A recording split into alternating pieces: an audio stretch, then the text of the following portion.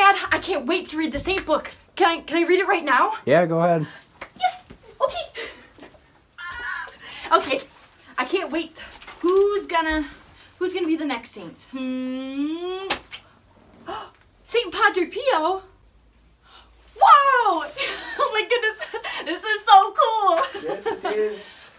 I heard you wanted to hear about my life. Mm-hmm. Well, I'll show you. Come with me. Awesome. I was born on the 25th of May in 1887 to my parents, where they named me Francesco Forgione. As I was growing up, I would often be found talking to my guardian angel, who I became very good friends with. I remember there was one time I was talking with my guardian angel when some people came up to me and asked me to help look for this young boy that got lost. And I remember just asking my guardian angel where he was, and he told me he's over there. And I told the searchers, go look over there. My guardian angel told me. And of course, there he was. Praise be God. Later on, when I turned 15, I felt a great longing in my heart to go and join the friars. I joined the Capuchin friars and started my novitiate when I was only 15 years old. It was very strange at that time to be joining so young, but luckily the friars made an exception. When I joined the order, I took the name Pio of Pietrelcina, which means pious. I took that name after Pope Pius III, who was a great inspiration for me. When I turned 17, I started to have some very serious health issues, but luckily the friars allowed me to go back home to my parents, who were able to take care of me for a time. Once I came back after being sick, my peers would often find me in a state of ecstasy, in direct communication with Jesus. At one point, Jesus even gave me the stigmata, which you see here. But at that point, I asked Jesus to take it away because it was very embarrassing. It was catching too much attention, and people were looking at me and asking me questions about it. So I asked Jesus to take it away, and thankfully he did for the time being, until a few years later, where he gave it to me again. But this time he did not take it away because he wanted me to suffer and offer all the sufferings up for the church. Usually you see me depicted with gloves on, but unfortunately I left those in heaven, so... I was accused some years later of faking the stigmata by burning holes in my hands with acid, and my local bishop forbade me to say masses anymore because of it. He thought that I was faking. So I spent the next almost 20 years of my life just hoping and praying that one day I might be able to say the Mass again. Luckily, a few years later, my bishop allowed me to say the Masses again, and I was overjoyed. I was so happy. People often call me the miracle man, but to be honest, it's not me working the miracles, it's Jesus up above. He does everything, I'm just here for him. You hear oftentimes people talking of my bilocation, that they'd see me in multiple places at one time. That just wasn't possible, but Jesus makes all things possible, so. People would often find me in cases of ecstasy and levitating while I was praying, which is a very strange occurrence, you know, if you're normally just praying and just sitting on your knees.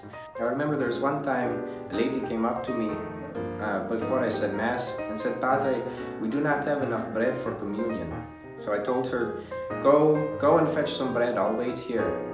And she went to collect the bread, and she came back almost a few seconds later, and I asked her what happened, why did you go get the bread? And she had plenty of it. So she told me later she went for almost 3 miles looking for bread for communion, and turns out the father slowed down time so she could go gather the bread before communion.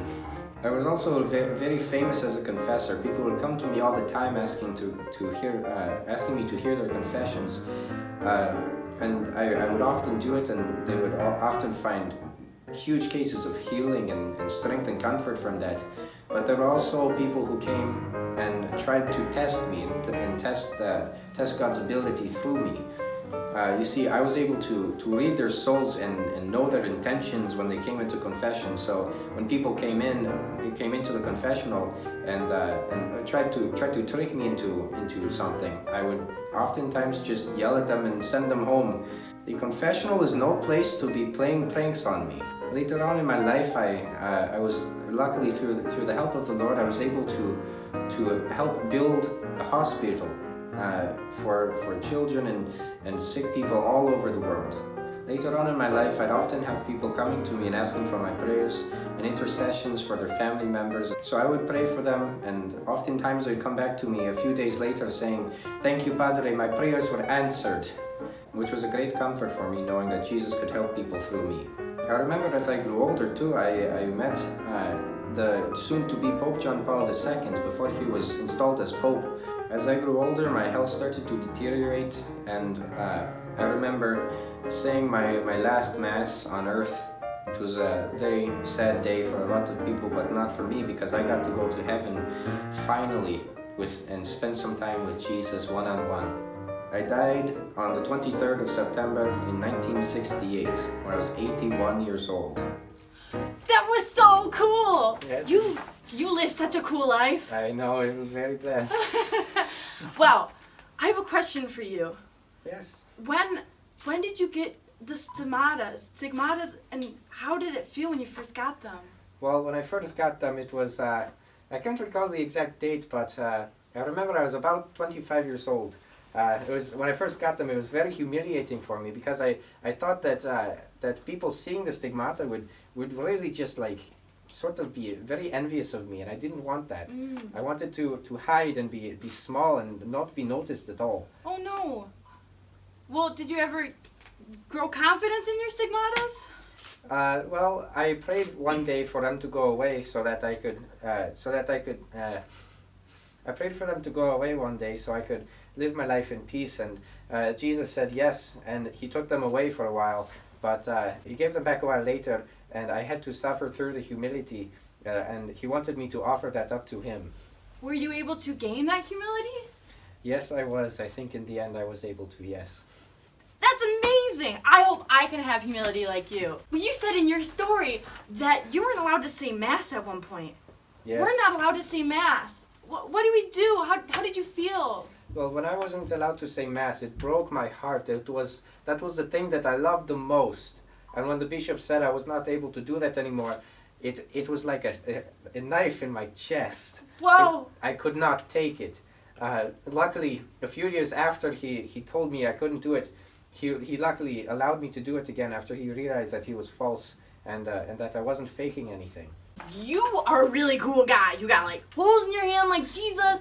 You can like live without, I don't know, man. You're just so cool. What advice would you give to me so I could be like you when I'm older? Well, honestly, I did not do much. It was all Jesus. All I did was listen to him. If you know what Jesus wants you to do, that's what you need to do. You need to do exactly what Jesus wants you to do. How do you know what he wants you to do? Well, sometimes that's the question. You don't always know.